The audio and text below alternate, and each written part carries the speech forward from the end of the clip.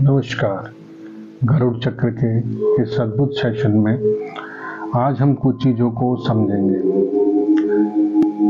जैसे लोगों का कहना है कि भूत प्रेत, आत्माएं, तंत्र मंत्र, क्या ये सब होता है? तो इसका उत्तर है हाँ, ये होता है। तो सब कहते हैं जब होता है तो दिखता क्यों नहीं? हर चीज दिखती नहीं है, हर चीज महसूस होती है। जैसे हवा हमें दिखती नहीं लेकिन हमें महसूस होती है। इसी तरीके से आत्माएं ये एक एनर्जी है। जैसे हमारे 5 तत्व पृथ्वी, अग्नि, जल, आकाश, वायु, वैसे ही आत्मा, भूत, प्रेत, ईश्वर के देव, ये सब एक एनर्जी के फॉर्म में है। कुछ पॉजिटिव एनर्जी है तो कुछ नेगेटिव एनर्जीज हैं।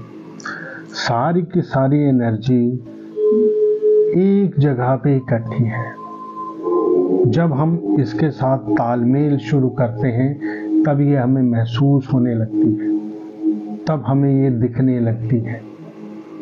या एनर्जीज का एक बंच जब इकट्ठा एक जगह पे आता है तब हमें ये पता लगता है कि यहाँ पे कोई एनर्जी है। और गरुड़ चक्र इसी एनर्जी को महसूस करता है, इसी एनर्जी के साथ लिंक करता है। नेगेटिव एनर्जीज को निकाला जाता है, पॉजिटिव एनर्जीज को आप में भरा जाता है। एनर्जीज यहीं पे रहती है, यहीं पे वो हमसे तालमेल करती है हमारे साथ। कुछ एनर्जीज इस ब्रह्मांड के ऊपर की एनर्जीज है जो कि परत दर परत निवास करते हैं। जैसे हमने सुना ब्रह्मा लोक, विष्णु लोक, इंद्र लोक, स्वर्ग लोक, नर्क, क्या ये सब है? हाँ, ये भी यहीं पे है, इसी आकाश गंगा का हिस्सा है। हर चीज यहीं पे है, बस महसूस करना पड़ता है, उस सतह तक जाना पड़ता है। तब आप पूछेंगे कि ये सतह तक कैसे जाया जाता है? इसका बड़ा आसान सा तरीका है। इस तक पहुंचने के लिए सिर्फ हमें अपनी सांसों में जोड़ना पड़ता है। सांसों में ही खुद को जोड़ना पड़ता है।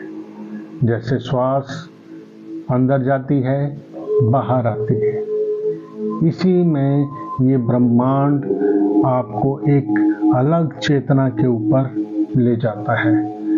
जैसे जैसे आपकी चेतना शक्ति ऊपर की ओर बढ़ती है, वैसे वैसे आप उस पर ब्रह्म, उस शक्ति के साथ जुड़ते जाते हैं। धीरे धीरे आपको सब चीजें एक साथ सामने दिखने लगती हैं। आप महसूस करते हैं कोई भी प्राणी, एक सामान्य प्राणी अपने अंदर एक चेतना शक्ति को उजागर करना चाहता है। जैसे आम लोग एक आम जिंदगी जीते हैं, वो जाते हैं, सुबह उठते हैं, नहाते हैं, धोते हैं, काम को जाते हैं, शाम को आते हैं, फिर सो जाते हैं। लेकिन जब वही प्राणी किसी गुरु के माध्यम से स्वयं में चेतना शक्ति जगाता है तो क्या होता है? सबसे पहले उसका हृदय चक्र एक्टिवेट किया जाता है। हृदय चक्र को एक्टिवेट करने के बाद उसे महसूस होता है कि वो इस दुनिया का प्राणी नहीं है, वो एक ऐसा जीव है जो कहीं और से आया है और कहीं और जाना है। वो यहाँ पे इस माध्यम में खाली शरीर को कुछ समय के लिए रख सकता है, और जो उसने पिछले शरीर धारण किए थे उसका फल इस जन्म में भोगना है। और इस जन्म का फल इस जन्म में या अगले जन्म में भोगना है। वो एक कार्य के लिए आया है, उसका कुछ नहीं है। यहाँ कोई भी चीज उसकी नहीं है। वो स्वयं से ऊपर उठ के जब इन चीजों को समझता है, तब वो ज्ञानवान उस चेतना शक्ति के साथ एक जुड़ाव में पहुंचने लगता है। धीरे धीरे सामान्य जब वो चेतना शक्ति उस पर ब्रह्म से मिलती है, तब वो प्राणी एक ज्ञान का रूप लेती है। इसीलिए गरुड़ चक्र अलग अलग लोगों के जन्मों को विस्तृत रूप से देख के, उनको सजो के, उनके साथ जुड़ाव करके एक अद्भुत चेतना को उसके रूप में लाता है।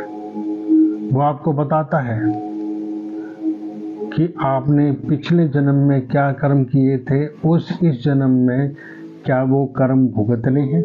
क्या किसी जन्म में ऐसा कोई कर्म किया था जहाँ पे आप इस जन्म के लिए जो है वो आपको परेशानी उठानी पड़ रही है।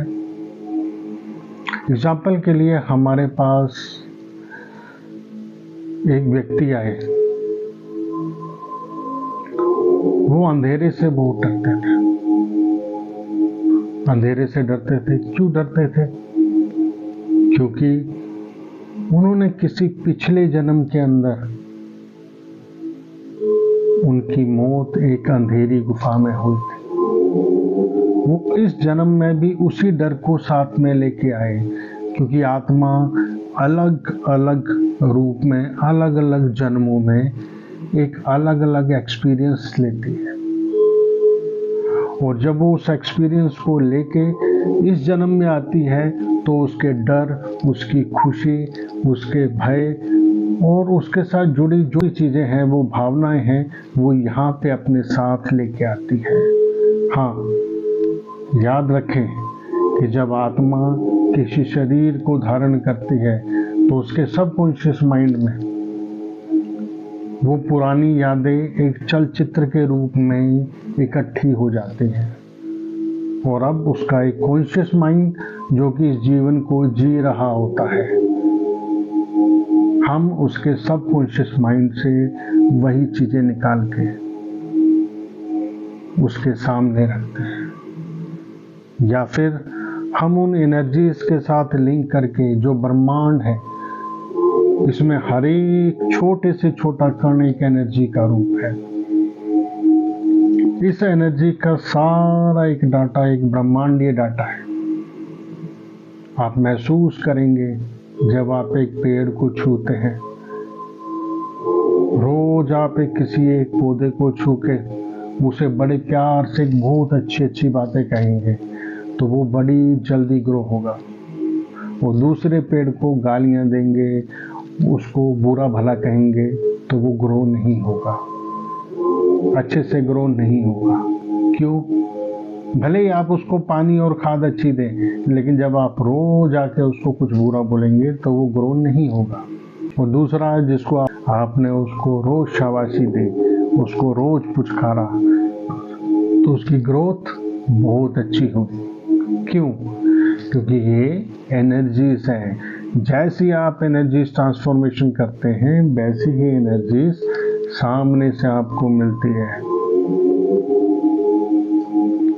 इसलिए एनर्जी से जुड़ाव जरूरी है, इस प्रकृति से जुड़ाव जरूरी है। आज के सेशन में मैं सिर्फ आपको इतना ही समझाना चाहता हूँ कि ये पूरी दुनिया एक एनर्जी है। उस एनर्जी से आप अपने लिए पॉजिटिव एनर्जी लेके खुद को बदल सकते हैं। धन्यवाद।